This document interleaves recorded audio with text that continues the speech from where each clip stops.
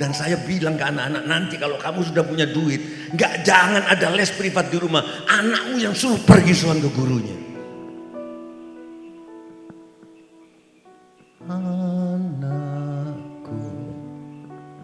Anakku sing manis, cobi nangis,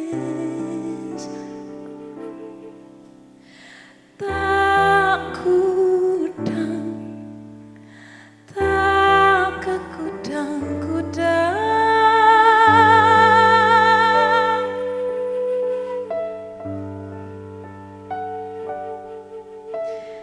ning pangwit, wiwit pang wetan, wis tanpa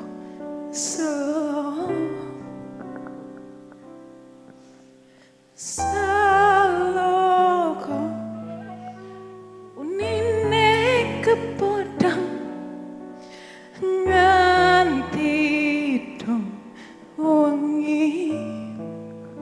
Pertanyaan. Monggo. Mungkin saya tak dari yang versi sampah dulu, Pak.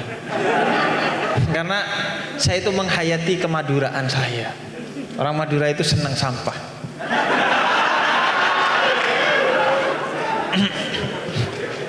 Dia jihadnya itu di sampah. Mengubah apa yang disebut sampah itu menjadi berkah itu.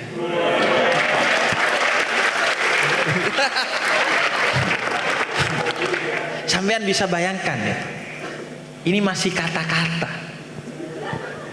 Gimana kalau pakai musik loh?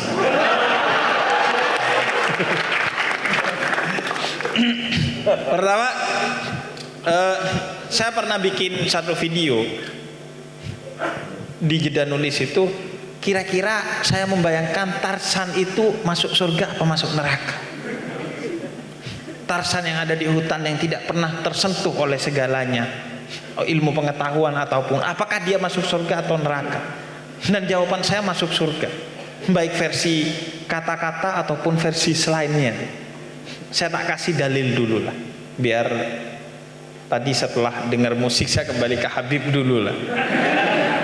Jadi kata Imam Ghazali, ini dikutip juga oleh Habib Ali Jufri, orang yang tidak tersentuh oleh nilai-nilai kebenaran, informasi apapun, maka dia kalau mati dihukumi ahlul fitrah, orang yang berada di garis fitrah. Fitrah itu kesucian yang ada di dalam diri kita,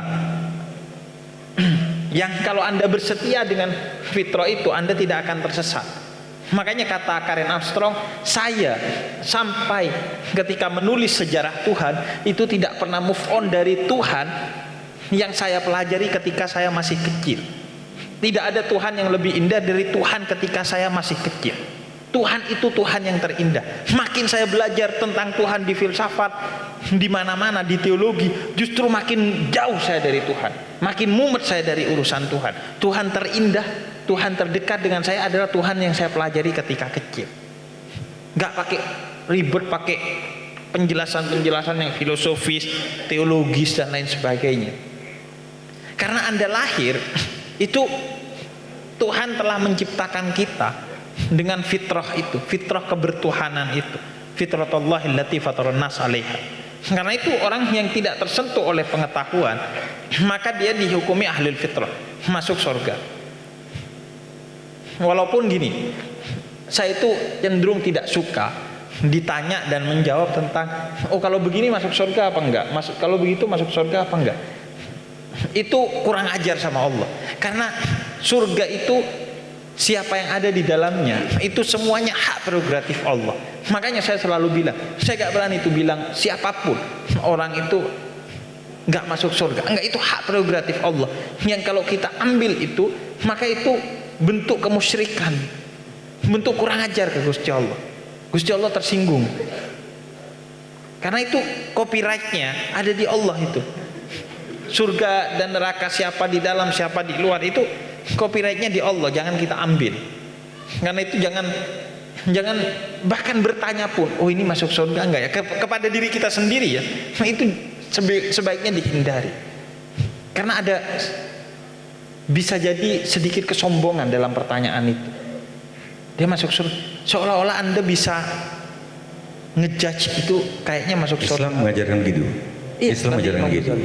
Sekarang Hindu ada orang yang kerjanya merampok, memperkosa orang. Namanya Lubdaka. Suatu hari Lubdaka ini dikejar harimau dan dia naik akhirnya manjat ke pohon salam sehingga menggugurkan daun salam. Oke. Ketika di akhirat malaikat penjaga neraka, malaikat Yamadipati langsung ingin menceburkannya ke neraka. Kenapa? Karena dia begini-begini, tukang perkosa orang, tukang ini. Sebentar. Malam itu malaikat-malaikat dewa-dewa tahu nggak? Lubdaka ini nggak sengaja menginjak daun salam itu gugur ke lingga yoni. Itu adalah simbolku di dunia. Itu pada saat Siwaratri, malam Siwa, malamku. Bahkan kalian sendiri nggak ada yang ingat. Akhirnya Lubdaka ini masuk surga. Itu yang membuat aku makin yakin seluruh agama adalah Islam.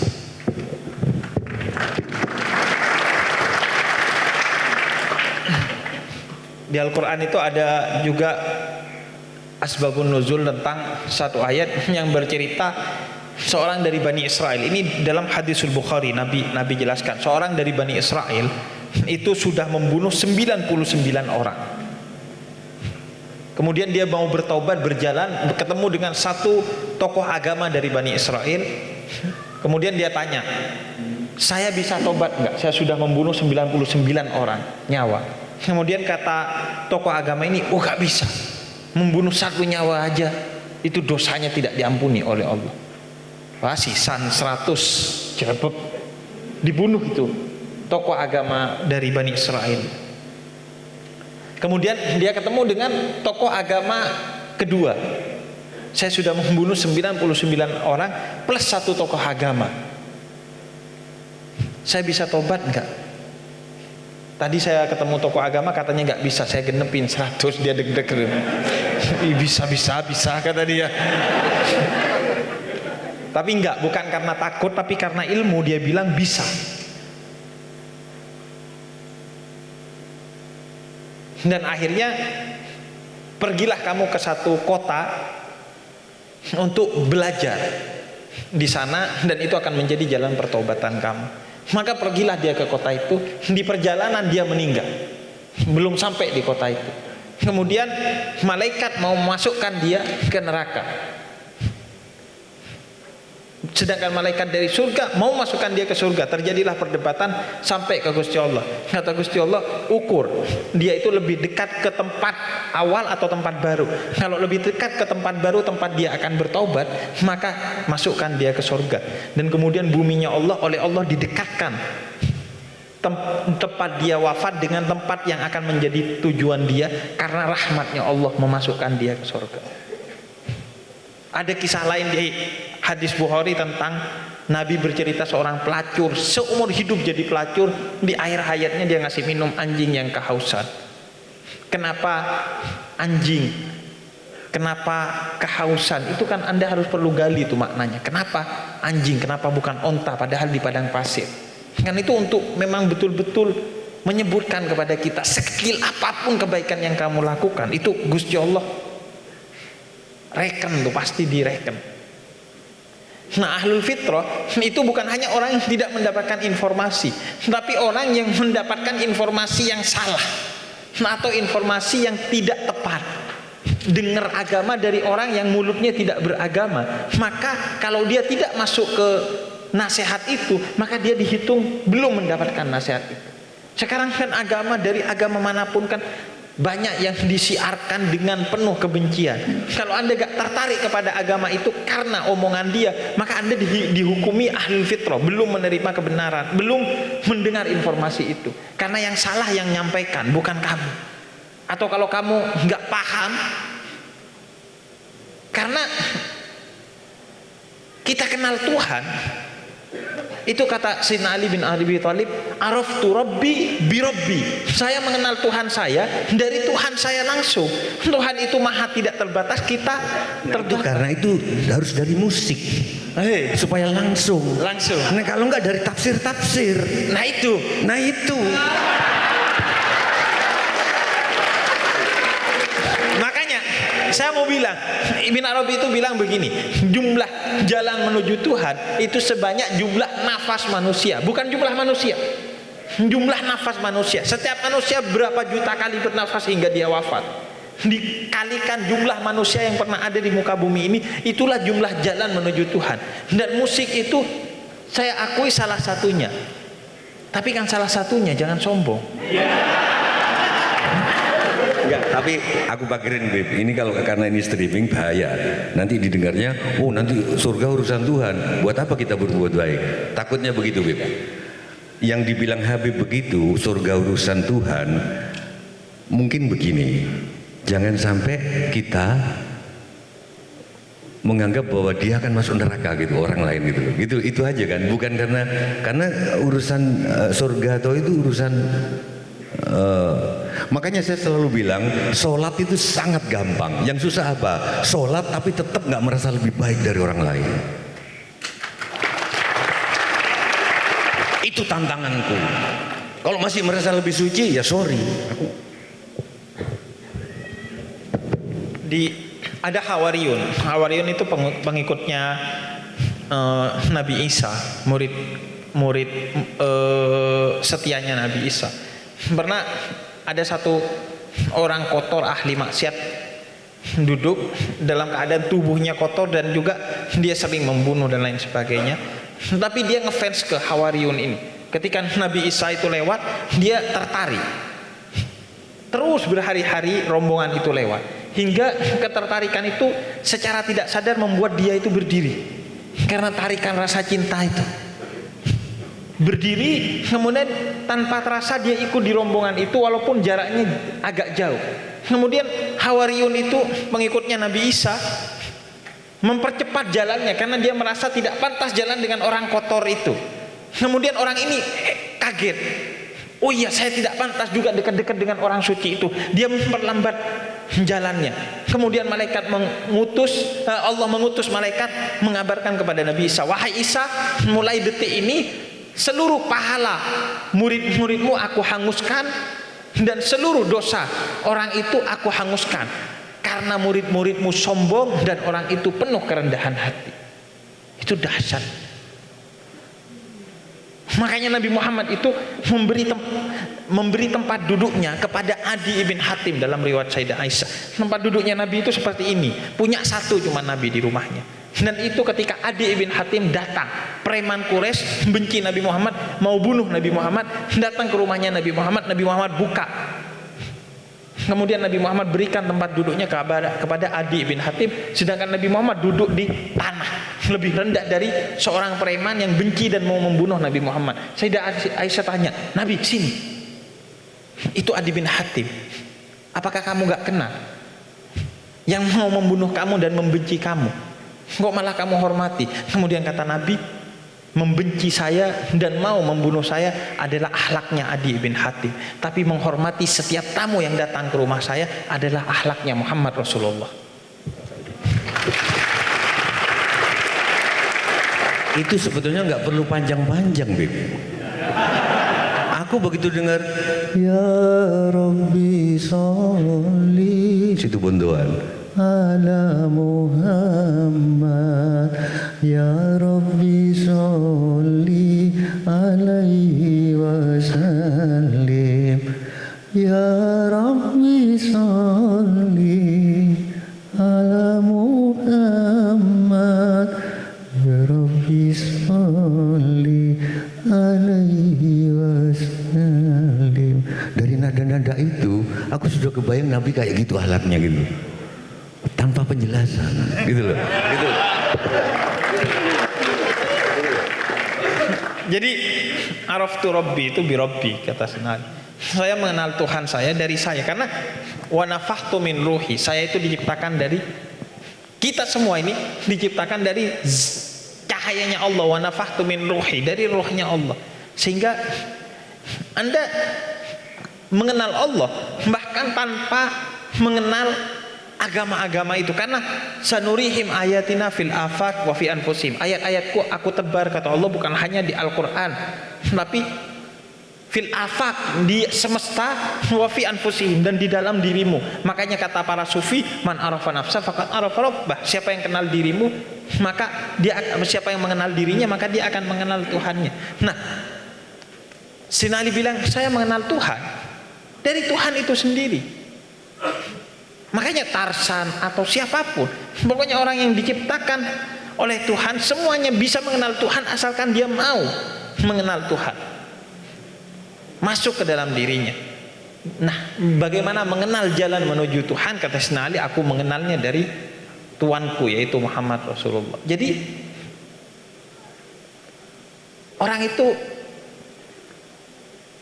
tugasnya itu mengapresiasi kebaikan orang lain dan menutupi keburukannya, sedangkan pada diri sendiri mengapresiasi, mencari-cari keburukannya dan menutup-nutupi kebaikannya. Anda kalau sibuk dengan diri Anda sendiri, tidak akan bertanya tuh, oh dia kenapa ya, oh dia kenapa ya. Makanya kata Allah, wa ma khalaqtul jinna wal insa illa liya'budun. Aku ciptakan kamu untuk beribadah kepadaku. Dikasih sama Allah, aku ciptakan kamu untuk menuju ke tiang itu. Kalau kamu tahu bahwa oh saya diciptakan untuk pergi ke tiang itu, mau ada yang menjegal kamu, mau ada yang menari di sampingmu, mau ada apapun yang mau men-trigger kamu agar kamu menoleh aja, kamu gak akan menoleh, karena saya tahu bahwa tugas saya harus sampai secepat-cepatnya ke titik itu. Jadi ya udah fokus, mau ada apapun. Makanya ketika seorang sedang sholat, kemudian Kais lewat, dan kemudian Kais lewat di depannya orang sholat untuk menuju kepada Laila, dan setelah itu ditegur oleh orang yang sholat setelah selesai, kamu gimana? Karena mengejar Laila kamu sampai menerobos orang yang sedang sholat. Kemudian kata Kais, kamu yang gimana? Saya aja karena mau ketemu Laila sampai gak tahu kalau lewat di depannya orang sholat. Kamu sedang sholat tapi tetap sadar bahwa ada saya yang lewat di depanmu. Kamu ini gimana, kata dia. Loh kok jadi saya yang salah ya? Jadi itu, kalau sibuk dengan diri kita sendiri, wis gak kira kita tuh kepikiran yang begitu.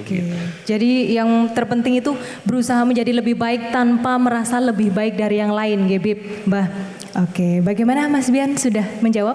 Sudah. Oke, kita lanjut ke pertanyaan selanjutnya, nggih. Monggo, mungkin dari yang Putri. Nah, Putri ya. Biar bersemangat ya. Dan nanti ke Mbah Tejo yang jawab. Iya. Boleh silakan yang angkat tangan tadi? Oke, silakan boleh berdiri dan berkenalan dulu ya.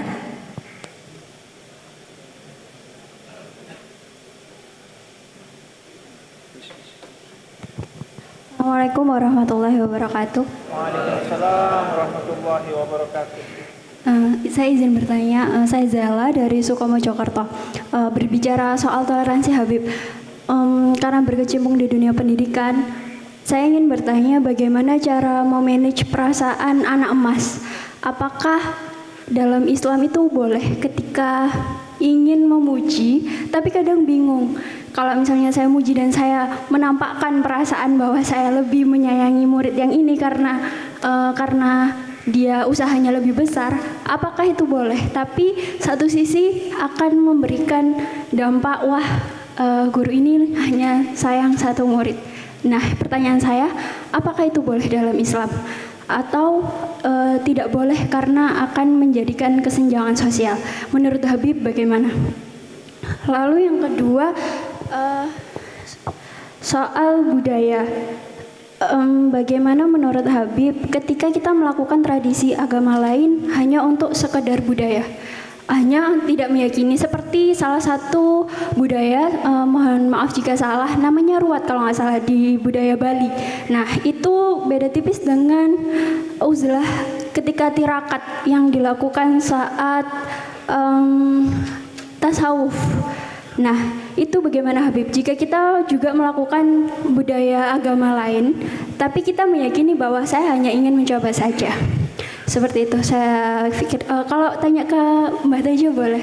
Boleh, ini Mbak Tejo sudah menunggu-nunggu kok Habib Dari saja. tadi tak tunggu-tunggu. Maaf takut kebanyakan. Kalau ke jenengan saya ingin bertanya soal bagaimana menurut jenengan pribadi ketika seorang perempuan berani menunjukkan perasaannya terlebih dahulu. Apakah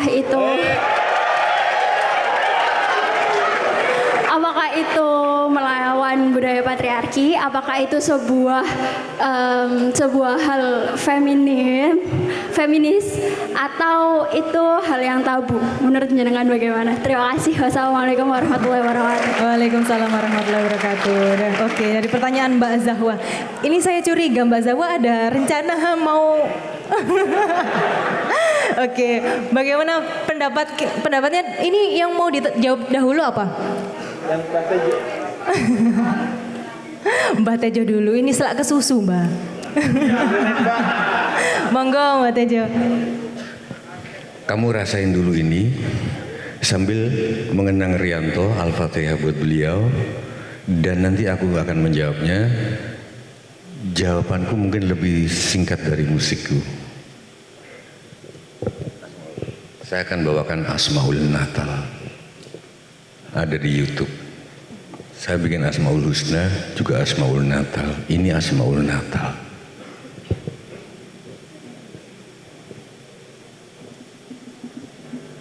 Pastikan deket naik, yang keduanya pastikan deket naik. Oke? Apakah wanita boleh menembak lebih dahulu? Aku terima kasih, aku baru pertama kali dapat pertanyaan ini seumur-umur aku jadi penceramah. Serius. Karena cerpen pertamaku itu dimuat di majalah Gadis. Dulu aja majalah Gadis tahun 80-an. Itu satu cerpen dibayar 75.000. Itu udah bisa traktir banyak orang 75.000 waktu itu. Judulnya Retno Kusuma Wardani. Pertemuan seseorang di kereta.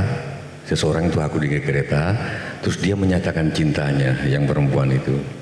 Bla bla bla bla bla bla bla bla bla bla bla. Endingnya adalah si laki-laki menyesalkan. Sebetulnya dia jatuh cinta juga ke perempuan ini, tapi dia menyesalkan kenapa dia ngomong duluan. Asmaul Natal. Permintaanku ini masih tuase, wahai sayangku, atau runtut selalu bersanding kemana-mana, hand in hand. Ada daruntungnya ing sarino sawengine.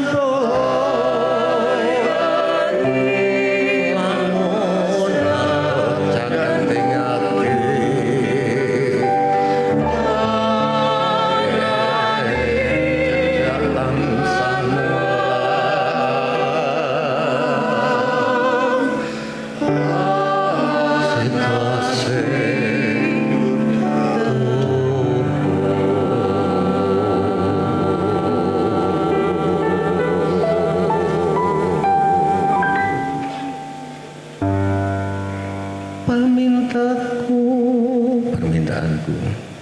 Nima situasi, wahai sayangku, atau runtut tansah reruntungan. Hand in hand together across the what, across the meadow, across the sea, over the sea.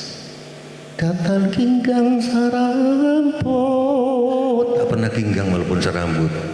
Lamun atuh caket tingati, kalau jauh deket di hati. Yen cedak tansah mulat, kalau deket saling pandang memandang. Situasi itu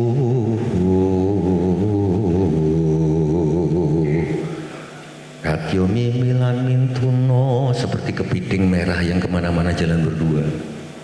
Ayo bareng di masa ngelakoni wajib, bukan hak, wajib. Situasi bebrayan. Jadi apakah boleh mengatakan, aku kalau baca cerpenku sekarang itu aku malu. Apa salahnya perempuan ngomong duluan? Yen cedak tansah, kalau dekat saling memandang, bukan cowoknya aja yang memandang, dia juga memandang. Tetapi yang penting orang Jawa bilang, Katyo mimilan mintuno, hayo bareng di masa ngelakoni wajib. Ayo kita berdua melakukan kewajiban sosial. Situasi bebrayan. Cinta kita tidak ada kalau tidak menumbuhkan cinta-cinta yang lain. Kalau kamu dulu aktif di kampus, berguna untuk sama, begitu sudah pacaran, cuman berdua sama kekasihmu, itu bagi orang Jawa itu bukan cinta. Karena kamu sudah menghilangkan gunamu untuk sesama. Banyak ibu-ibu yang aktif di voli di RT, begitu nikah nggak aktif lagi di RT. Itu orang Jawa. Saya gabung dengan Natal tadi. Itu saya termasuk ini, Beb. Orang yang kalau ada anak muda nggak suka tradisi, sedih karena tradisi nggak dikenal sama mereka, termasuk tembang tadi. Itu tembang lama. Saya berprinsip yang kasihan justru kalian karena nggak kenal tembang lama. Itu orang tua kita sudah punya definisi tentang cinta. Katyo mimilan mintuno, kemana-mana bareng. Ayo nimas bareng ngelakoni wajib, bukan hak. Situasi itu kasmaran. Bebrayan itu masyarakat. Sehingga kalau begitu kamu nikah terus kamu menutup diri eksklusif cuma sama suamimu, nggak menumbuhkan cinta, itu bukan cinta. Kebanyakan suami melarang ini itu ke istrinya, begitu juga istri masang GPS. Nggak usah jauh, pas pampersku mana ada yang dipasangi GPS itu, pas pampers ada anak Probolinggo itu GPS. Bahkan istrinya di dapur, dia ada di ruang tamu itu masang GPS loh. Bayangin coba, enggak ini guyon. Jadi tadi saya ajak ke Sumur Jolotundo untuk raup supaya GPS-nya nggak berlaku gitu lagi. Nggak kira-kira gitu, Bib. Jadi itu jawabanku. Aku malu sendiri ketika baca cerpen lamaku itu. Aku ternyata tembang lama pun kita mengajari bahwa perempuan bisa sejajar, saling pandang, saling itu. Terima kasih, duduk kembali. Oke. Ya, Sayyidah Khadijah itu menyampaikan cintanya terlebih dahulu kepada Nabi Muhammad. Bahkan Sayyidah Khadijah itu melakukan beberapa strategi-strategi yang elegan untuk mendekati Nabi Muhammad. Karena Nabi Muhammad itu ketika menikahi Sayyidah Khadijah di umur yang sangat muda, 25. Sayyidah Khadijah itu sudah umur sekitar 40 tahun dalam riwayat. Dan Sayyidah Khadijah itu yang jatuh cinta. Nah, soal gimana cara apresiasi kita kepada pilih kasih itu kepada orang yang berbeda, gini, pada dasarnya metode pendidikan Nabi Muhammad itu adalah kesetaraan dan keakraban. Nabi itu kan nggak punya murid, nggak punya santri, nggak punya siswa. Nabi itu punya sahabat tuh. Karena setara dan akrab.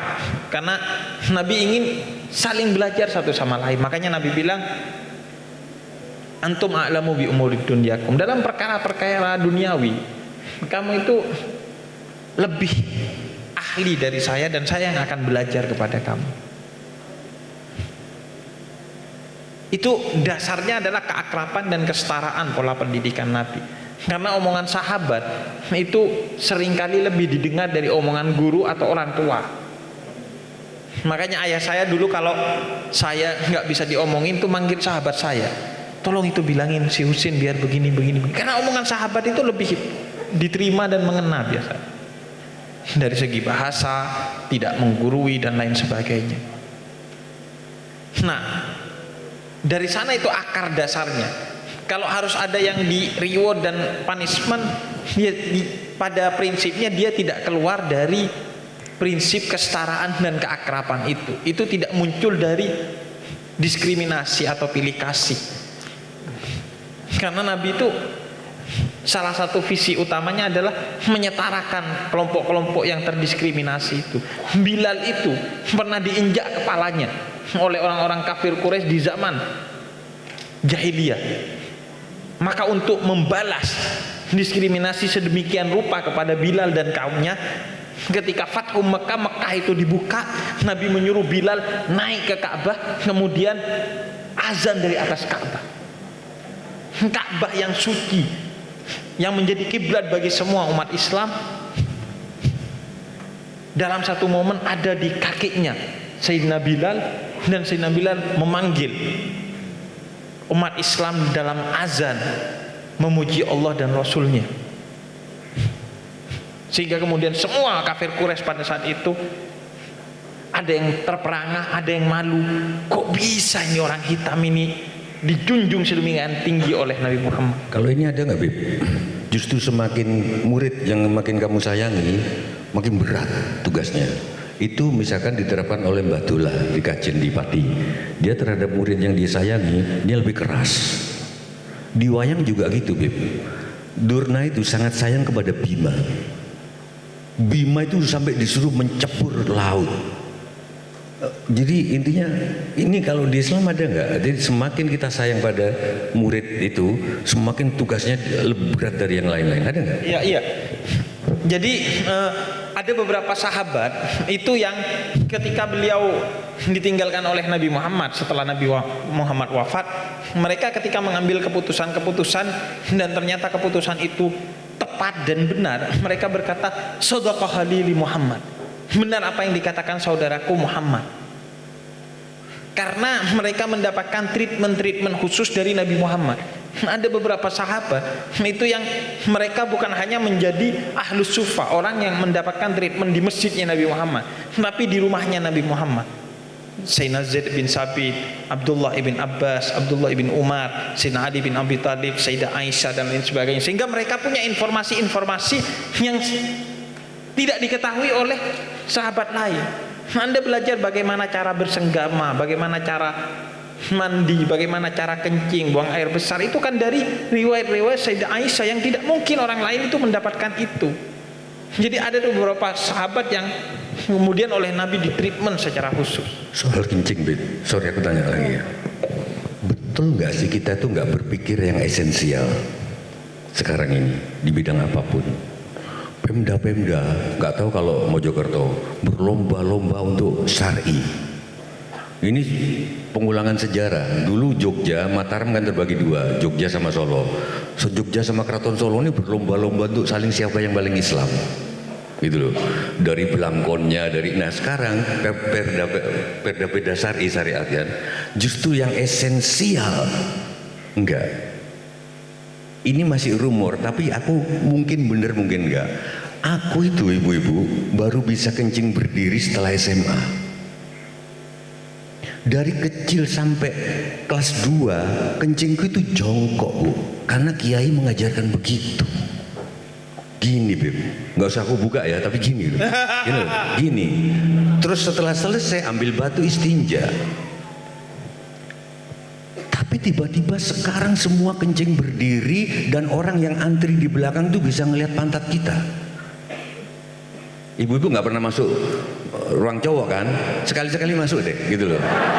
Kalau di petugasnya bilang ini untuk cowok, lo ini juga untuk cowok gitu. Maksudnya milih ibu itu untuk cowok juga kan gitu, gitu, gitu.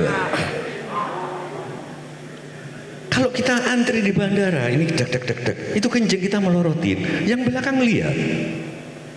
Di Arab enggak, masih kamar-kamar. Saya baru umroh kemarin.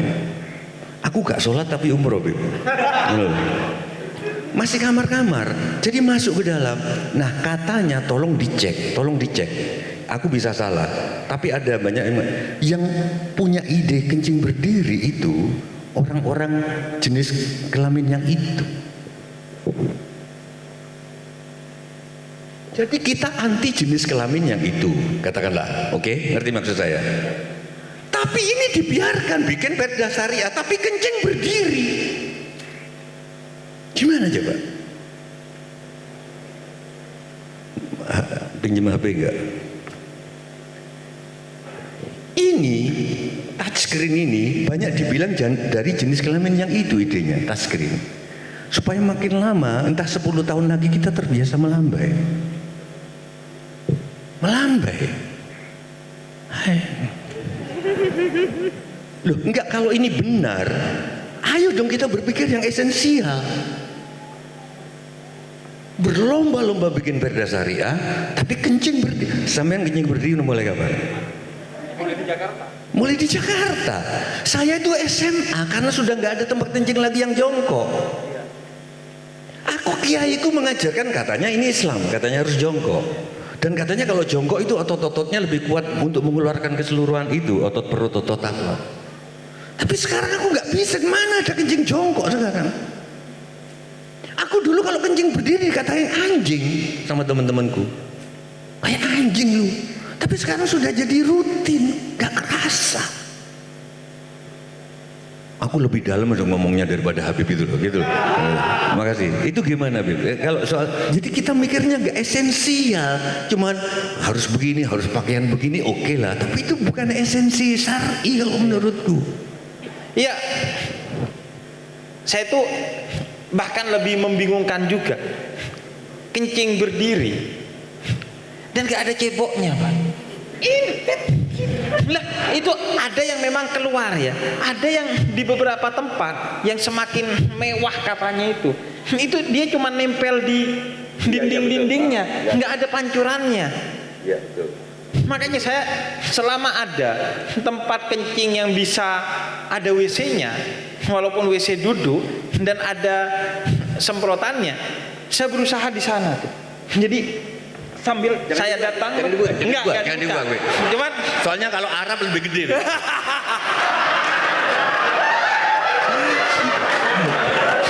Jadi saya datang itu melihat orang-orang yang kencing berdiri. Bentar dulu, kalau orang biasa itu anak tikus. Kalau orang Arab anak kucing. Jadi saya lihat orang kencing berdiri itu, ya udah, saya masuk ke WC kalau ada air buat, kecuali WC-nya nembak dari belakang ya, gak bisa ya buat cebok. Makanya saya masuk ke WC duduk, itu saya jongkok di WC duduk. Gak boleh, Beb. Makanya secara etika masyarakat sekarang gak boleh, tapi saya jongkok dengan semangat saya seorang muslim.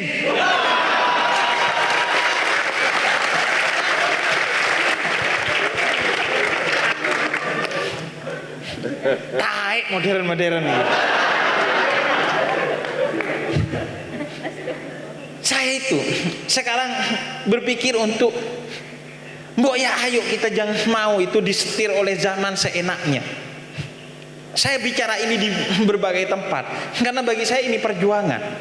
Adik saya minggu lalu itu mau cari satu jenis motor Yamaha, beli cash, se-Jakarta Timur gak ada yang ngasih dealer, wajib kredit katanya. Karena kalau kredit itu dikasih lebih murah, tapi dealernya dibuat dengan skema tertentu lebih beruntung. Padahal kata Nabi, hindari utang. Selama kamu masih ada yang mau dimakan hari ini, walaupun yang besok mau dimakan nggak ada, maka jangan utang, kata Nabi. Karena utang itu kebingungan di siang hari dan kepikiran di malam hari. Kata Nabi itu, hutang itu kehinaan di siang hari dan kebingungan di malam Berarti hari. kartu tol itu gimana? Soalnya kan aku bayar tol sekarang misalkan 5.000, tapi dengan beli 100.000 belum tentu yang 95.000 aku pakai hari ini kan? Iya. Tapi udah ngutang kan? Udah ngasih ngutang. utang kan? Iya. Gimana itu, Islam nggak? Ya makanya itu yang kok bisa loh. Maksud saya sekarang itu orang kalau kredit, Bah, lebih dianggap kaya sehingga lebih diberi privilege. Anda di Jakarta kalau pakai kartu kredit ada diskon-diskon tertentu. Anda pergi ke Ion Mall Tanjung Barat tuh.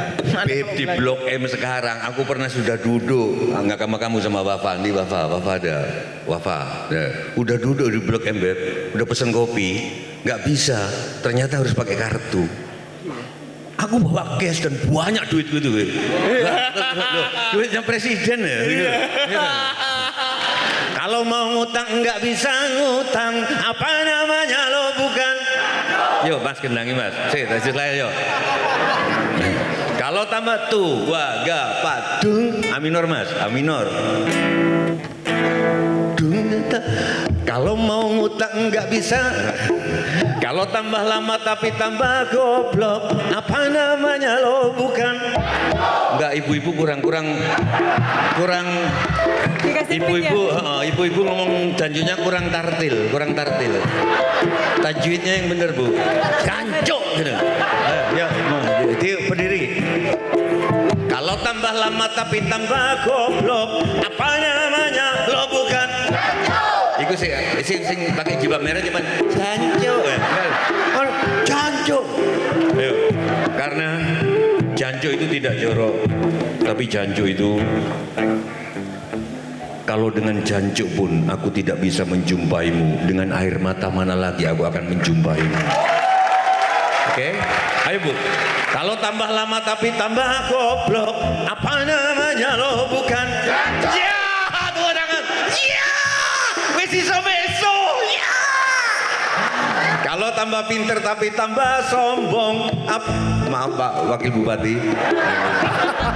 Ini nggak apa-apa, tapi kata Cak Nun, janjuk sudah masuk ke kalimat thayyibah. Ya. Kalau tambah pinter tapi tambah sombong, apa namanya lo bukan? Ayo maju-maju jangan pantang mundur, ayo mundur-mundur jangan pantang maju. Maju pantang mundur itu kuno, mundur pantang maju juga kuno. Semua podo wae namanya sami mawon naminipun ku tak menyesali walau diri ini jancuk jadikan kedua, jancuk cinta kedua dari biarlah aku terima. Ya itu Beb. Jadi utang itu juga nggak boleh Beb, terlalu banyak Beb. Kok aku ya gak merasa iki panggungku ya?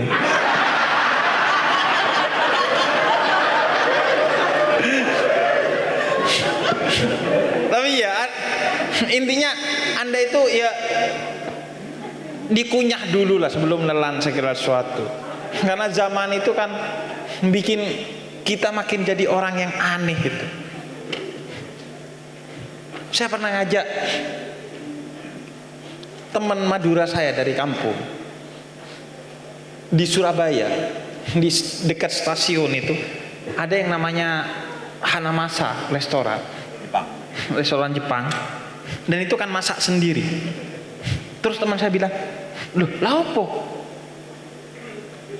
Pakai bahasa Madura dia bilang, kita kesini karena kita malas masak. Karena kalau kita kesini disuruh masak, ya mending aku ngasih uang saku ke istriku. Masak di rumah. Kita kesini karena malas masak.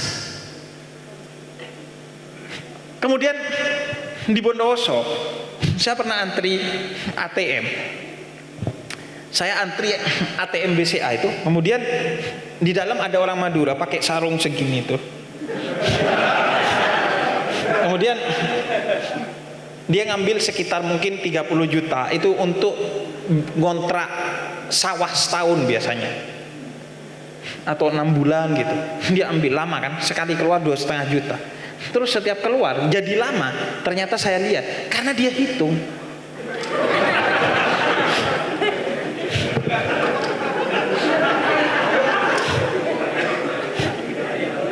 Terus saya sebagai orang Madura yang sudah intelektual dari Jakarta, maka saya tidak senang melihat kebodohan ini. Maka saya masuk kepala saya doang. Saya masuk kepala terus saya bilang, Pak, tak usah hitung boleh Pak, gak usah dihitung lagi Pak, karena itu dari mesin, biar gak lama Pak. Terus saya keluar. Terus dia hitung lagi. Setelah sambil nunggu duit, dia keluar kepalanya doang. Nah, keluar kepalanya doang ini yang bikin saya paling tersinggung sebenarnya. Dia keluar kepalanya doang, terus dia bilang, jangankan sama mesin yang buatan bangsamu, maksudnya bangsa manusia, kepada kamu yang buatan Gusti Allah, saya gak percaya. Terus dia masuk lagi.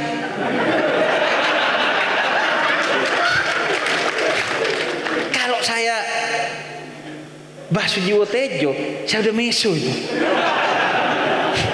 Apa beda? Saya tersinggung tuh. Mesunya apa? Saya tersinggung karena menurut saya itu kebodohan. Sampai suatu saat saya store tunai di ATM BCA, nyetor 1 juta, masuknya 800.000 Pak. Saya husnudzon kepada ATM dan suudzon kepada istri saya, karena mungkin istri saya ngambil diam-diam dari kantong saya. Tapi ketika kejadian itu berlangsung 3 kali, saya telepon halo BCA dan cari di Google. Ternyata itu memang mungkin, mesin itu salah, itu mungkin. Tinggal Anda lapor ke halo BCA, nanti diurus agar uang Anda dikembalikan. Tapi kan kita gak pernah suudzon kepada mesin, tapi kita suudzon kepada manusia. Padahal mesin itu buatannya manusia, dia bisa salah, manusianya aja bisa salah, apalagi mesinnya. Tapi kan modernisme membuat kita harus husnudzon kepada mesin, sehingga ada orang dibilang kafir, dibilang sesat, dibilang ini, dibilang itu di media sosial, Anda percaya dengan, padahal Anda gak pernah ketemu Sujiwo Tejo.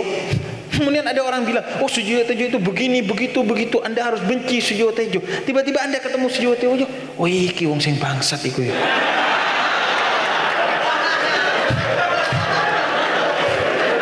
Anda percaya mesin loh. Anda gak pernah ketemu.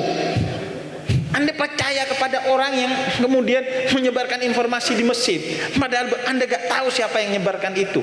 Padahal satu hadis itu bisa tidak diterima periwayatannya kalau si periwayat itu pernah kencing berdiri, karena dianggap mungkin dia bisa berbohong. Jadi semua kita itu gak pantas. Bu, kencing berdiri gini ya Bu ya. Ini saya antri, ini kencing di depan Bu. Ini antri, ini saya ngeliat pantatnya Bu. Itu loh. Jadi kemungkinan memang dibikin oleh kaum mungkin loh ya. Dan kita bisa ngeliat begini loh sebelah-sebelah. Iya bisa. Serius ini. Ini serius loh Bu. Di Arab masih kamar-kamar loh. Jadi ya kalau tidak bisa menciptakan satu kemajuan yang positif, paling tidak kita waspada, mengoreksi dan mengubah kemajuan yang negatif itu, karena senyatanya itu kemunduran. Makanya seorang sufi itu pernah menghabisi seorang khalifah yang begitu berpikir bahwa dia sudah memajukan bangsanya.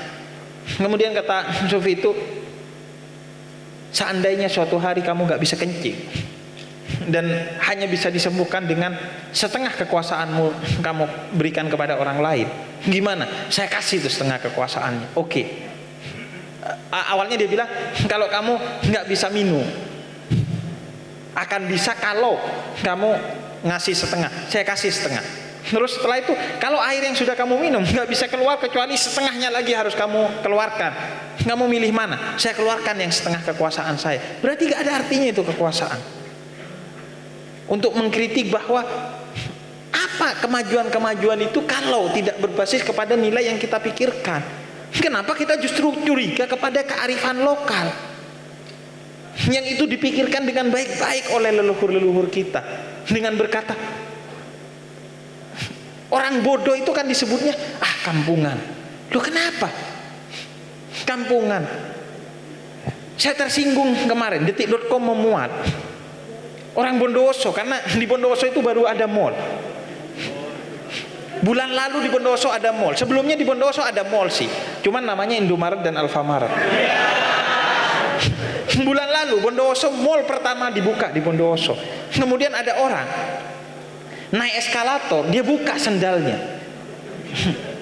Karena kata dia eskalatornya bersih. Karena itu bagus, berarti dia jaga kebersihan, dia menghormati tukang ngepel di mall dong. Saya punya kebiasaan kalau di bandara habis buang air besar, saya keluar, kemudian ada tukang bersih-bersih yang siap mau masuk ke bekas saya nggak mau tuh. Saya tahan dulu, biar jejak-jejak baunya semuanya hilang. Iya, karena kasihan, itu kan tuntutan untuk dia. Tapi kan saya berhak untuk nahan diri di sana dan dia gak boleh masuk. Itu gak melanggar SOP dia. Karena kasihan, dia mau gak mau harus masuk, mencium aroma-aroma gak enak dari bekas saya. Nah, kemudian dia bilang, lihatlah orang Bondowoso naik eskalator aja buka sendal, dan orang kota dari Jakarta tertawa. Padahal kita kalau ke kota, kita yang ngakak ngelihat orang kota tuh. Karena mau ngelihat sawah aja dia bayar ratusan ribu atau jutaan.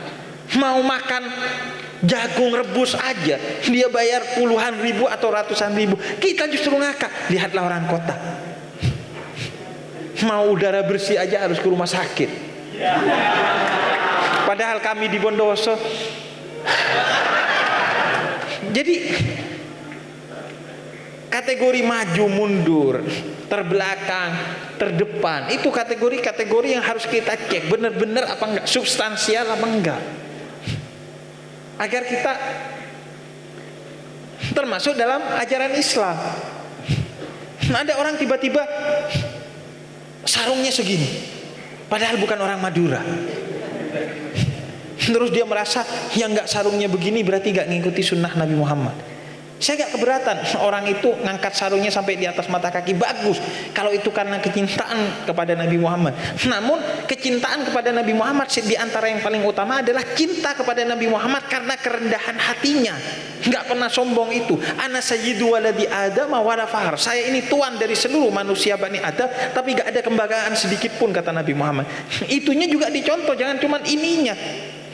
Karena kata Nabi, angkat sarungmu, celanamu sampai di atas mata kaki agar kamu tidak sombong. Karena dulu orang Arab di bawah mata kaki itu simbol kesombongan. Kayak kamu nenteng tas Hermes lah kalau sekarang. Itu pendidikan dari Nabi Muhammad agar gak sombong. Sayyidina Abu Bakar datang ke Nabi, Nabi, sarung saya di bawah mata kaki, kamu sombong gak? Enggak. Ya gak apa-apa. Karena intinya itu cara Nabi mendidik secara substansi agar kita gak sombong. Simbolnya dengan di atas mata kaki pakaian bawah kita, baik sarung ataupun celana.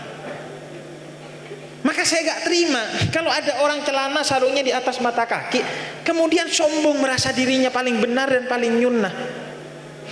Gak ada masalah di atas mata kaki, tapi jangan merasa paling benar dan paling sunnah. Hormati, karena intinya diangkat itu biar gak sombong. Kok ini justru sombong karena diangkat, kan aneh, paradoks itu, anomali. Jadi jangan gampang itu di trigger. Oh ini Islami, oh ini maju, oh ini kota, oh ini modern. Wong modernisme itu dimulai dari abad ke-17 sampai abad ke-20. 3 abad modernisme itu menguasai dunia. Setelah itu muncul postmodernisme yang mengoreksi modernisme, dan dia menemukan hasil bahwa 3 abad ini mengalahkan puluhan abad yang telah dilalui oleh kearifan lokal kerusakannya. Kerusakan 3 abad modernisme ini melebihi kerusakan yang ditimpakan oleh puluhan abad orang-orang masa lalu, nenek moyang, orang-orang yang kita sebut terbelakang dengan kearifan lokalnya yang kita curigai itu. Jadi makanya saya gak mau kita lepas tuh dari kebudayaan kita, dari nenek moyang kita. Apa yang maju dan mundur itu bukan tolok ukur zaman. Maju dan mundur itu kan tolak ukur substansi, mana yang lebih memudahkan, memajukan, mencerdaskan, dan memberikan rasa. Itu. Oke, jadi sawang sinawang ya. Bagaimana Mbak menjawab ya? Sudah terjawab. Oke. Jadi poin-poinnya tadi salah satunya ini yang tentang menambahkan rasa pilih kasih tadi ya. Itu sudah dicontohkan oleh Mbak Tejo sendiri. Tadi Mbah mengapresiasi teman-teman dari gereja ya. Tapi tidak hanya mengapresiasi, tapi juga menambahkan tugas-tugas lebih kepada mereka. Jadi harus balance gitu ya. Oke, jadi dari tadi ini berbicara tentang Madura-Madura gitu ya, nggak apa-apa ya, karena beliau-beliau ini sama-sama dari ini Madura swasta, gitu ya. Oke. Oh yang kedua, minta dibahas. Ini yang kedua tadi tentang yang budaya tadi ya Mbak ya. Ini saya rasa tadi sudah terjawab ya tentang. Iya, artinya kalau secara substansi itu positif, tidak bertentangan dengan prinsip-prinsip dasar Islam, maka sistemnya disebut dalam usul fikih al-adah muhakkamah. Adat itu bisa menjadi hukum Islam kalau dia positif dan tidak bertentangan dengan prinsip-prinsip dasar Islam. Makanya fatwa-fatwa dari Mesir, dari manapun itu menfatwakan Anda kalau melanggar lampu merah itu dosa di Islam. Karena lampu merah itu maslahatnya ada, mafsadatnya gak ada, dan tidak bertentangan dengan, dia memberikan kemaslahatan bagi para pengendara. Jadi apapun yang positif, kata Nabi, itu disebut hikmah. Dan hikmah dimanapun kamu menemukannya, maka itu adalah harta karunnya umat Islam, kata Nabi. Jadi justru kita itu akhirnya sekarang boro-boro hikmahnya orang lain, hikmah Islam aja sendiri kita gak ngerti sekarang. Kenapa Anda harus begini dan begitu sebagai Islam? Banyak orang yang pakaiannya begini, celananya begitu, tapi dia gak tahu kenapa harus begini, kenapa harus begitu. Sehingga kemudian ia menjalankan ritual Islam tapi tidak kunjung Islami itu. Seperti tadi yang disinggung, risetnya Ma'arif Institute dan Kementerian Agama itu menyebutkan kota paling rukun, paling damai itu Denpasar nomor 1. Karena di Denpasar motor diparkir di pinggir jalan tanpa dikunci stang itu dulu aman. Saya gak tahu sekarang karena saya lama gak ke Bali ya. Tapi di Bondowoso sendal di masjid hilang loh. Wih, sendal di masjid loh. Sendal di masjid. Bayangin kalau sepeda motor tuh. Apalagi sendalnya Habib ya, ada barokahnya soalnya. Hati-hati ya, tolong sepatunya Habib. Oke, menjawab ya Mbak ya. Oke, boleh dilanjutkan lagi ke pertanyaan selanjutnya? Boleh. Sudah. Enggak tangan. Perempuan lagi? Perempuan lagi. Ini bukan diskriminasi ya. Boleh. 1, 2, 3. Oh, ada ibu-ibu. Boleh nggih? Monggo jumeneng Ibu. Nah, agak maju ke depan nggih.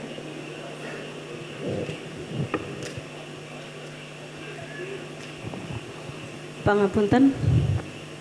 Assalamualaikum warahmatullahi wabarakatuh. Saya dari Kutorejo, Mojokerto. Pangapunten Mbah, sebelumnya Habib, pangapunten sebelumnya menyambung daripada pertanyaan sebagai pendidik.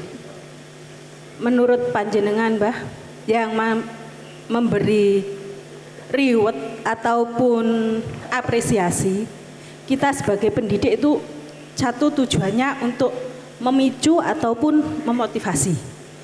Tapi setelah mendengar daripada penjelasan Mbah tadi, saya merasa deg-deg Mbah. Pangapunten, kudu nangis asli nih Mbah. Karena dengan adanya apresiasi, tujuan kami untuk memotivasi. Biar anak yang mendapat reward itu lebih semangat, dan anak yang belum mendapat reward itu ikut semangat. Tapi dengan adanya penjelasan Mbah tadi itu kok kayaknya membebani. Saya sekarang merasakan dalam hati saya, iya ya, anak yang tadi mendapat reward, semester kedua tidak mendapat reward, itu bisa menjadi apa ya, anak merasa, wah aku gagal untuk tahu semester 2-nya. Begitu hati saya mengatakan gitu. Terus menurut Mbah Tejo ataupun Habib, kami sebagai, pangapunten Mbah, gak kuat saya nggih. Kami sebagai pendidik, apa yang harus kami lakukan untuk memotivasi anak biar lebih semangat untuk belajar dan memotivasi anak yang memang benar-benar nilainya bagus untuk mempertahankan, kami sebagai pendidik harus bagaimana? Terima kasih. Assalamualaikum warahmatullahi wabarakatuh.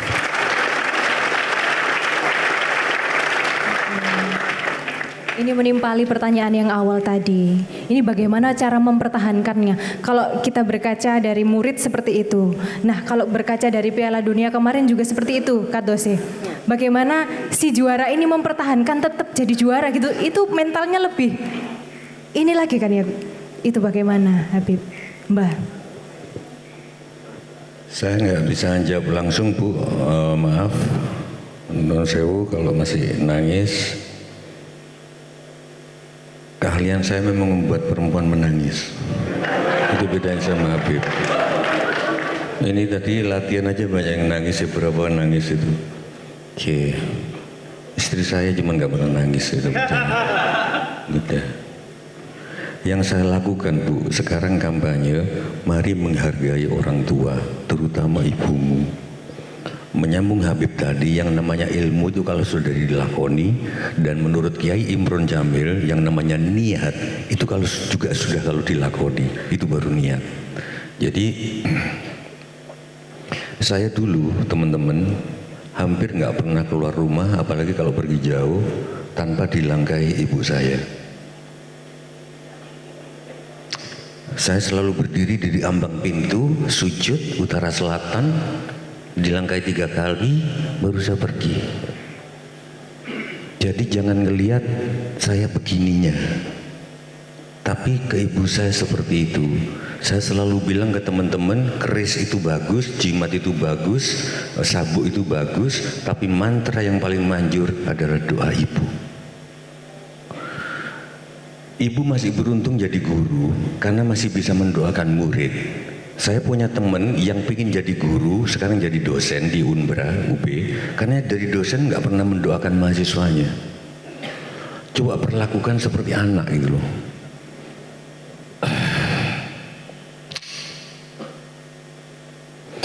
Saya selalu bilang, kenapa bisa nggak ibu-ibu mulai cerita ke anak-anak? Tidak anak-anak disuruh baca sendiri. Ini yang untuk orang tua yang bukan. Biasanya ibu beli buku-buku, Habib ini juga penjual buku, terus buku dikasihin ke anak-anak. Saran saya, buku itu dibacain Bu, terutama yang dongeng. Karena yang akan nempel di itu bukan cerita, tapi suara ibu. Suara ibu saya masih ada di sini sampai sekarang. Karena setiap kali dengar, Jolali anakku yongger, ibu saya. Secile tak kutang-kutang, yen gedhe dadi satriya kang utama, agawe harum asmane bangsa. Bukan kata-katanya yang saya ingat, suara ibu masih ada serak-seraknya di sini saya sampai sekarang. Saya khawatir generasi sekarang begitu dikasih reward malah jadi beban karena jauh dari kasih sayang ibunya. Ayo dong please, yang lebih dikenal. Oke, saya akan menyanyikan lagu ini, tapi tolong yang di belakang jangan bicara, karena yang di belakang juga yang di samping, karena saya mengendaki keheningan. Lalebay atau Nina Bobo, silakan. Yang akan nyanyi Grace, dia nyanyinya lebih bagus dari saya. Kalau saya yang nyanyi, coba. Anakku, anakku sing manis, cobi nangis, sun gendong, sun lelelo lelo. Grace nyanyi lebih bagus. Grace, tepuk tangan untuk Grace. Tapi tolong untuk lagu ini, tolong yang di belakang sana, daripada saya marah, tolong yang di belakang sana jangan ngomong. Ya. Oke. Mari kita kenang ibu kita masing-masing. Saya selalu bilang dalam untuk menyanyikan lagu ini, jangan niatnya menyanyi, tapi bayangkanlah ketika nanti anakmu sungkeman mau nikah. Ini yang keluar di kamu. Lalebay.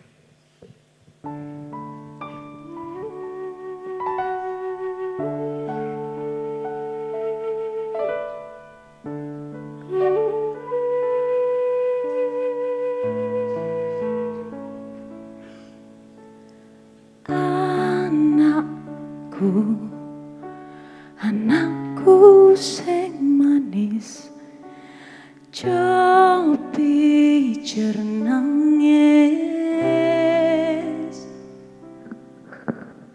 sun gendong, sun lelo lelo,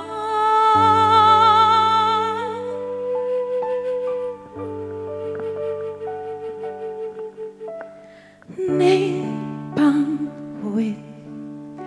wiwit bang wetan wis tanpa selo, saloko unine kepodang nganti dong wengi. Kuwi ngangutang kowe,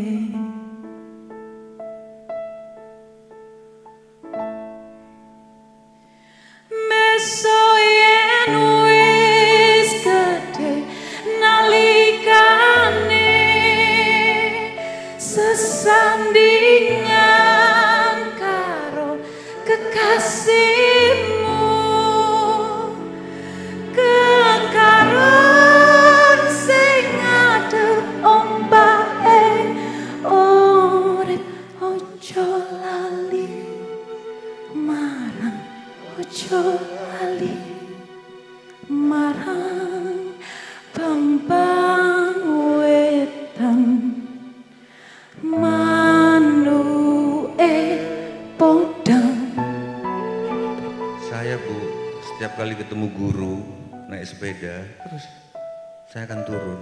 Ini adab di Madura. Saya turun menuntun sepeda sampai guru lewat, baru saya naik sepeda lagi. Saya nggak tahu sekarang masih ada atau enggak. Saya satu hal yang paling nyesel dalam hidup saya, Bu. Saya pernah, karena sudah punya uang lumayan, saya mendatangkan guru les ke rumah. Dan itu saya tahu, Beb, bahwa itu kesalahan besar. Harusnya anakku yang sowan ke gurunya, berapapun saya punya duit. Karena begitu guru itu yang datang ke rumah, anak masih tidur, guru takut ngebangunin. Guru les piano, guru apa, gak ada ajinya guru itu. Itu kesalahan terbesar dalam hidup saya. Dan saya bilang ke anak-anak, nanti kalau kamu sudah punya duit, jangan ada les privat di rumah, anakmu yang suruh pergi sowan ke gurunya.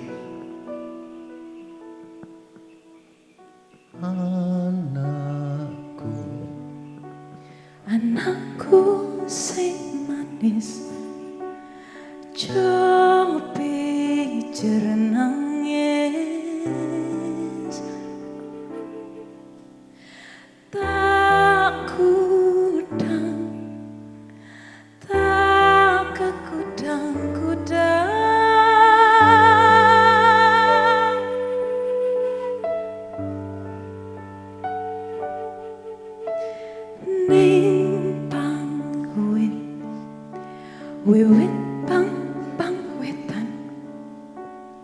wis tanpa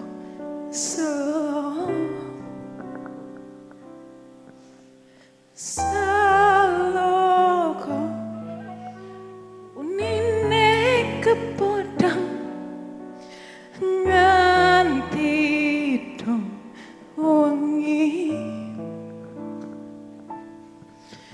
kuwi ngutang kowe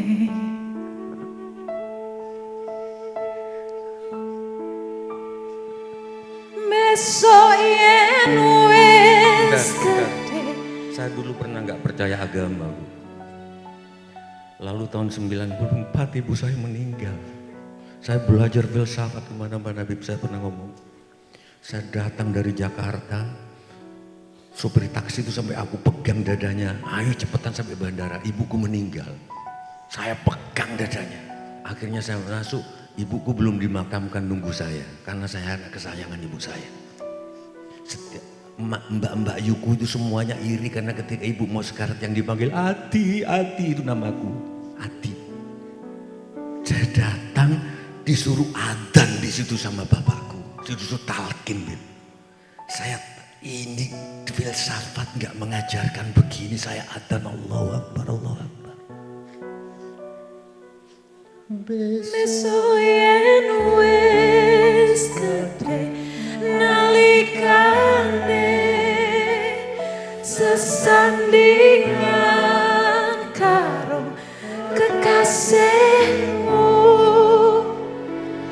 kekaron sing ngadem ombake ngur ojo lali marang ojo lali marang bambang wetan manue podang.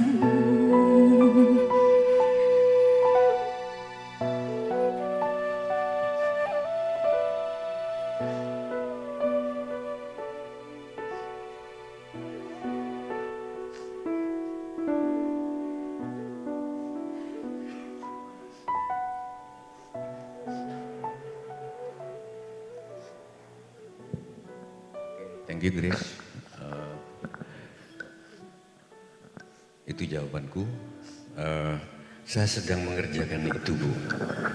Mari menghargai guru, karena kalau informasi bisa ada di internet, Beb.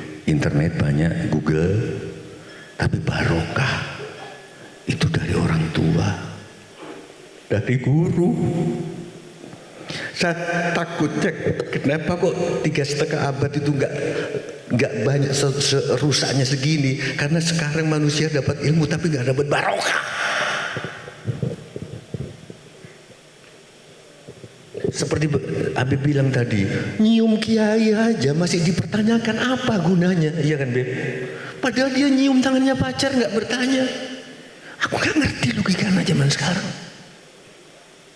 Oke, mungkin ilmunya kiai itu kalah karena dia sudah belajar di internet, Bu, ayat-ayat. Tapi barokah itu dari kiai, dari ayah, dari ibu, dari guru.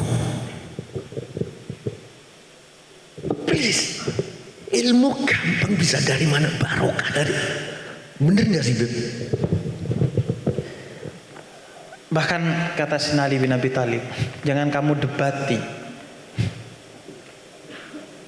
orang tuamu atau gurumu dengan kata-kata yang darinya kamu belajar untuk berkata-kata.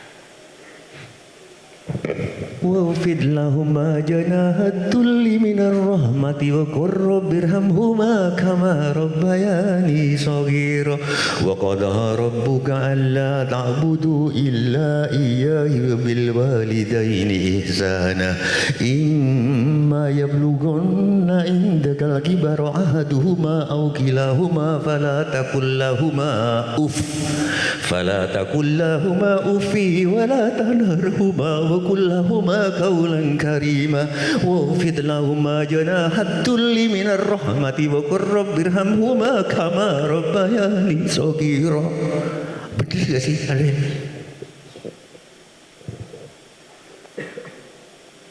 beberapa hari atau minggu lalu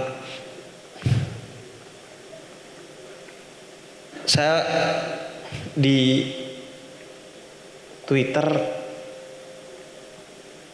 diserang karena saya bilang kamu bela Maroko karena Muslim, tapi kamu malah all in untuk Maroko. Maksud saya all in judi. Kemudian ada orang yang nggak suka, dia bilang memang kenapa kalau all in untuk Maroko? Bukankah Muslim harus dukung Muslim? Dia plesetin padahal dia tahu maksud saya judi. Dia plesetin, berbondong-bondong buzzer kemudian menyerang saya. Di saat sore hari waktu saya bertemu dengan ibu saya. Kemudian karena itu ada momen di mana ibu saya bicara. Saya pegang HP karena mau meladeni orang yang menyerang saya. Maka kemudian saya menangis minta maaf ke ibu saya. Bayangin, di depan ibu saya ketika ibu saya berbicara, saya meladeni orang yang gak punya kontribusi apapun bagi hidup saya, bahkan membenci saya. Berapa banyak kita melakukan itu? Main HP di depan ibu kita, ayah kita, guru kita, kiai kita, habib kita, ustadz kita. Padahal kata Allah, ku anfusakum wa ahlikum naro, jaga dirimu dan keluargamu, ayahmu, ibumu, gurumu, saudaramu, anakmu. Mereka itu siapa? Siapa mereka itu? Mereka yang menyerangmu, yang memfitnahmu, yang membencimu. Mereka gak punya hak sedikit pun untuk mengganggu hubunganmu dengan ibumu, hubunganmu dengan ayahmu, hubunganmu dengan gurumu, hubunganmu dengan keluargamu, dengan temanmu, dengan sahabatmu. Jangan pedulikan mereka. Sekarang berapa banyak orang yang kemudian mempedulikan mereka yang jauh, mendekatkan mereka yang jauh tapi menjauhkan mereka yang dekat. Dia sebarkan ketakutan-ketakutan, fitnah, sehingga mengganggu cinta yang ada di dalam diri kita, mengganggu hubungan mesra kita dengan orang-orang terkasih kita. Maka mulai sekarang gak perlu khawatir dengan semua itu. Satu yang perlu khawatirkan oleh kita, ketika hubungan kita dengan orang-orang tercinta kita, guru kita, orang tua kita, saudara kita, sahabat kita, itu kenapa-kenapa. Jangan mau didistract, di-trigger oleh orang-orang di luar sana. Mereka gak akan bisa berbuat apa-apa kepada diri kita. Jangan mau diperdaya oleh HP kita, media sosial kita. Siapa mereka mau ganggu kemesraan kita dengan ibu kita? Itu pelajaran yang saya dapat kemarin. Kalau Anda cari itu, siapa iblis? Mereka itu iblis-iblis itu. Orang yang mengganggu kemesraan kita. Bayangin, orang yang ngajari kita ngomong, ketika ngomong gak kita dengerin, padahal dia yang ngajarin kita ngomong. Kita gak banyak ngomong dengan dia, tapi banyak ngomong dengan orang lain. Kita merasa penting meladeni orang lain, tapi gak merasa penting meladeni ibu kita. Ayat yang dibacakan Mbah Tejo tadi, kamu itu ketika kecil, kamu dibesarkan dengan air mata oleh ibumu. Ibumu memberikan hidupnya untuk kamu. Orang tua itu bisa dititipi amanat belasan anak sekalipun, tapi anak dititipi satu orang tua aja, bisa jadi dia gak bisa tuh merawat orang tuanya ketika tua.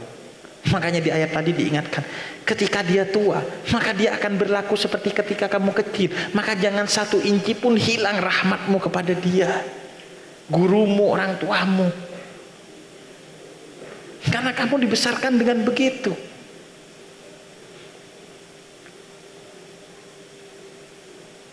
Satu orang tua, ada filmnya di YouTube, duduk bersama anaknya yang sudah dewasa. Kemudian Orang tua ini karena sudah pikun, dia nanya ketika ada burung yang hinggap di tamannya, itu burung apa? Kemudian anaknya bilang, itu burung dara. Pindah itu burung ke tangkai yang lain. Kemudian orang tua itu nanya, itu burung apa? Lah itu burung dara yang tadi, ayah. Kemudian pindah ke teras rumahnya. Kemudian ayahnya nanya lagi, itu burung apa? Kemudian anaknya mulai marah, itu burung dara yang tadi tinggal di tangkai itu, pindah ke tangkai itu, dan pindah ke tangkai itu. Keempat kalinya ketika burung dara itu pindah lagi, kemudian nanya, itu burung apa? Itu burung dara. Kamu mau menguji kesabaran saya atau enggak?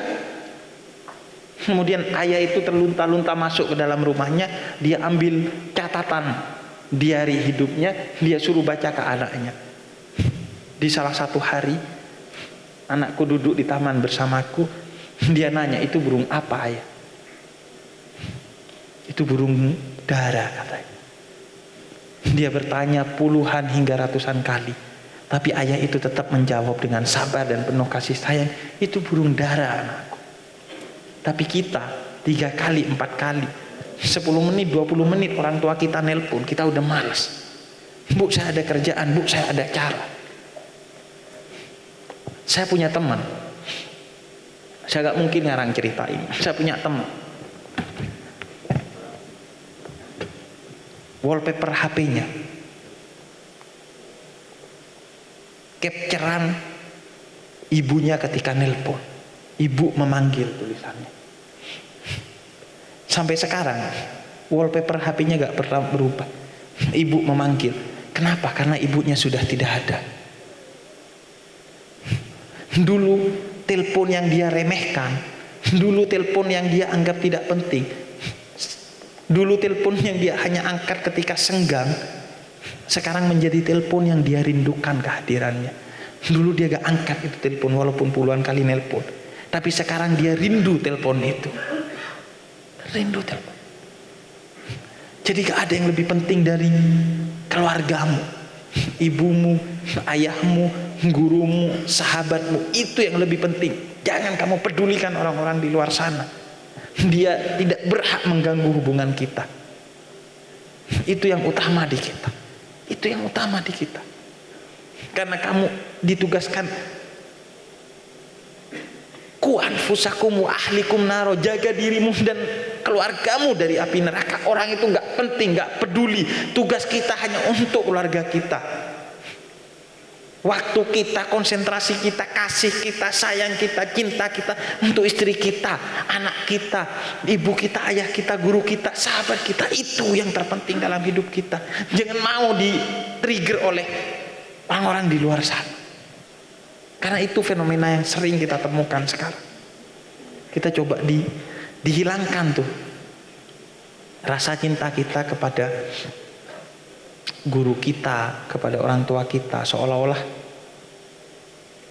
mereka hanya ngajari. Kalau belajar, kalau kamu pengen belajar sejarah, kalau kamu pengen belajar sejarah, untuk sekedar tahu sejarah, bergurulah ke Wikipedia. Tapi percayalah, ketika kamu butuh untuk mengingat sejarah itu, Wikipedia tidak akan bisa mengingatkanmu. Ketika kamu butuh informasi tentang Sriwijaya, kalau kamu belajar kepada Wikipedia, itu gak datang tuh. Tapi kalau kamu berguru kepada guru dengan penuh takdim, hormat kepada gurumu, maka walaupun kamu lupa kepada pelajaran yang telah kamu belajar kepada dia, pas kamu butuh pengetahuan itu, kamu akan ingat pengetahuan itu. Pasti kamu ikat karena keberkahan. Karena yang mengikat ilmu itu adalah keberkahan. Kamu bisa ngecek Google, kamu bisa ngecek Wikipedia, kamu bisa ngecek HP kamu. Tapi kalau Allah tutup hati kamu dan pikiran kamu untuk mengingat semuanya itu, gak bisa itu. Gak bisa. Keberkahan itu yang utama. Makanya kita diajarkan. Anda yang baca buku Mbah Tejo atau baca buku saya, pernah Anda kirim Fatihah kepada kami? Kita diajarkan di pesantren, jangan baca buku kecuali kamu baca Fatihah kepada penulisnya. Saya melakukan itu, Bib. karena pernah diceramai kiai, saya lupa, Irsyad Nurdin di Bandung, bahwa Bung Hatta setiap kali membaca buku dia mandi dulu pakai sepatu Bung Hatta, set baru terus mendoakan. Oke, bagi saya kalau harus mandi dulu, karena saya jarang mandi, berat. Apalagi pakai sepatu, aku nggak pernah pakai sepatu. Tapi yang saya tiru, saya mendoakan penulisnya, baru saya membaca. Tuh, nggak apa-apa ini dibilang pamer pahala saya, nggak apa-apa, nggak ada. Yang penting saya share bahwa setiap kali saya membaca buku, saya mendoakan pengarangnya dulu. Itu keberkahan itu kan yang mengalir kepada kita, bukan soal kognitif, bukan soal afektif, tapi keberkahan itu. Makanya kiai dulu itu muridnya sedikit, tapi semua jadi. Saya lebih sedikit, saya cuma 2. Murid saya Cak Nun sama Gusmus.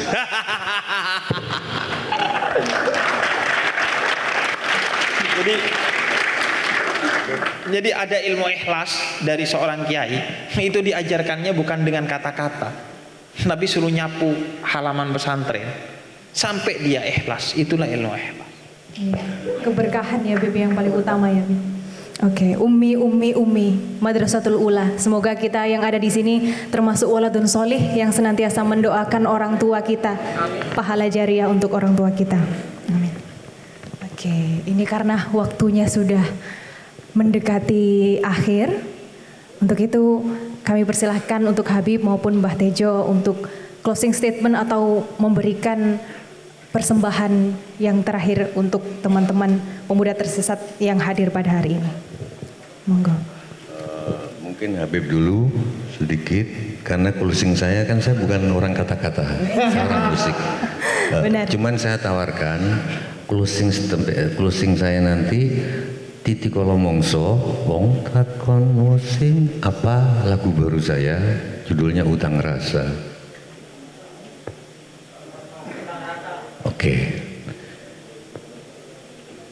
Oke Habib dulu, biar sampah dulu baru pemusiknya ya. Monggo. Jadi kalau saya mau closing statement saya adalah saya mau mewakafkan waktu yang seharusnya saya gunakan untuk closing statement untuk Anda menikmati Mbah Sujiwo Tejo. Masya Allah. Luar biasa. Boleh apresiasinya? Oke, silakan kamu kalau mau ikut nanti tak ajari. Kamu siap jimbenya juga. Tak ajari kapan masuknya. Jadi lagu ini judulnya Utang Roso. Dari mana? Saya selalu bilang kemanapun, sanatnya apa, riwayatnya, anak saya pulang diantar taksi, langsung masuk ke rumah sebelum taksinya pergi. Kebetulan di situ saya nengok lewat jendela. Saya tanya, kenapa kamu masuk duluan sebelum yang nganter itu pergi? Kalau kamu diantar pacarmu, kamu tunggu dulu sampai pergi. Jawaban anak saya, toh kami sudah bayar. Di situ saya marah. Yang bisa kamu bayar cuman waktu, tenaga dan pikiran tukang taksi. Tapi rasamu bisa diantar ke sini sama dia, gak akan pernah bisa kamu bayar. Yang bisa kamu bayar dari guru hanyalah waktu, tenaga dan pikiran. Tapi rasa ketika diajar gak akan pernah terbayar. Yang pernah kita bayar ke dokter juga itu rasa ketika disembuhkan gak bisa. Utang Roso.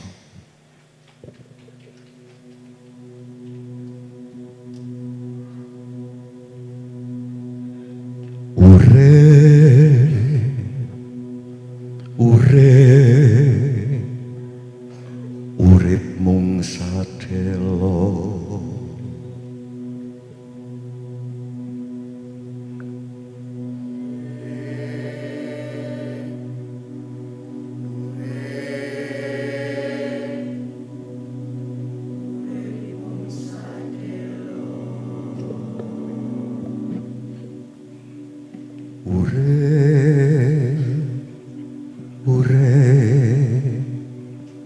Urip mung sadelo mampir ngombe.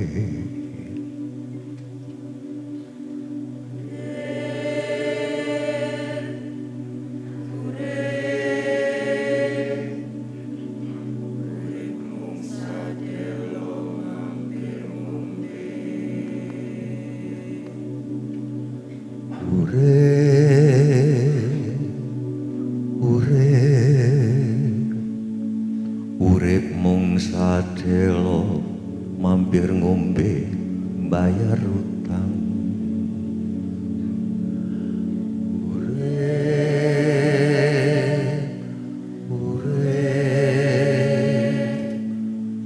Urip mung sadelo mampir ngombe bayar utang.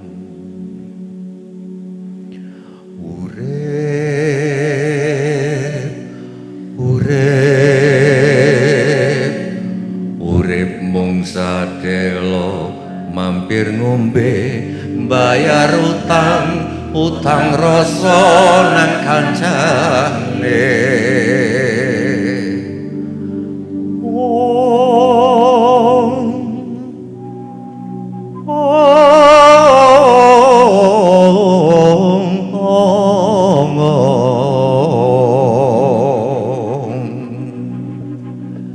Kang mongko utang rasa ramung nang kancane. Kang mongko utang rasa ya wong tuane. Yo sanak yo satundang yo sadulur yo barayat yo tanggane sakabeh-kabeh ra kebayar utang rasaku sing tak bayar ramung pikiran lan tenagane. Ra kebayar utang-utang rasaku sing tak bayar mung wektu pikiran lan otote.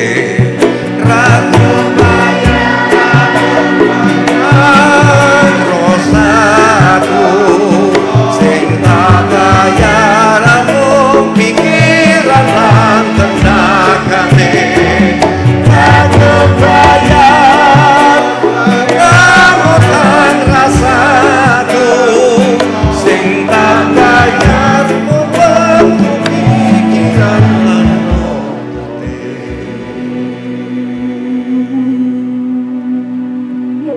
Yang aku bisa bayar dari Roma Irama, dari Kerise, dan dari para seniman hanya waktu, pikiran, dan tenaganya.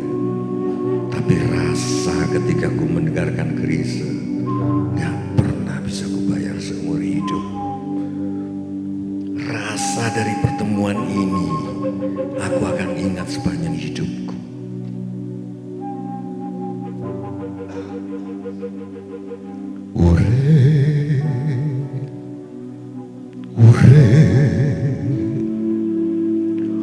Urip mung sadelo mampir ngombe bayar utang, utang rasa nang kancane. Kamu mungkin suatu hari pergi ke rumahnya Habib, mapmu gak berjalan, kamu nanya ke kios rokok, oh di sana rumahnya Habib Ja'far. Kamu utang rasa ke dia gak akan pernah kamu bayar. Bayar utang nang kabeh, bayar utang, utang rasa, bayar sing ra bakal kebayar, sing tak bayar mung pikiranmu, sing tak bayar mung pikiranmu, sing tak bayar mung keringetmu. Utang rasaku kepriye.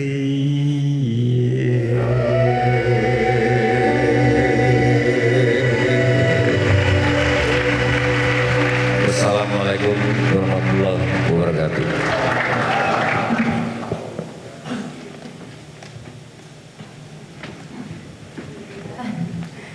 Kita sudah berada di penghujung acara, namun sebelumnya kami mohon untuk Habib memberikan doa keberkahan untuk kita semua. Habib, boleh nggih Habib nggih? Ya. Monggo. Bismillahirrahmanirrahim. Allahumma salli wa sallim wa barik wa karim ala habibina wa Saya bagus itu totok lambi gitu.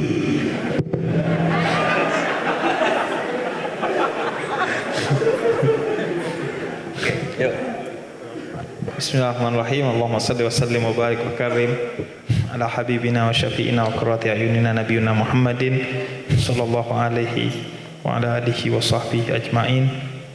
Rabbana zidna ilma warzuqna fahmah. Rabbana zidna ilma warzuqna fahmah. Rabbana zidna ilma warzuqna fahmah. Sallallahu ala sayyidina Muhammadin wa ala alihi wa sahbihi wa sallam. Alhamdulillahi rabbil alamin. Amin ya rabbal alamin.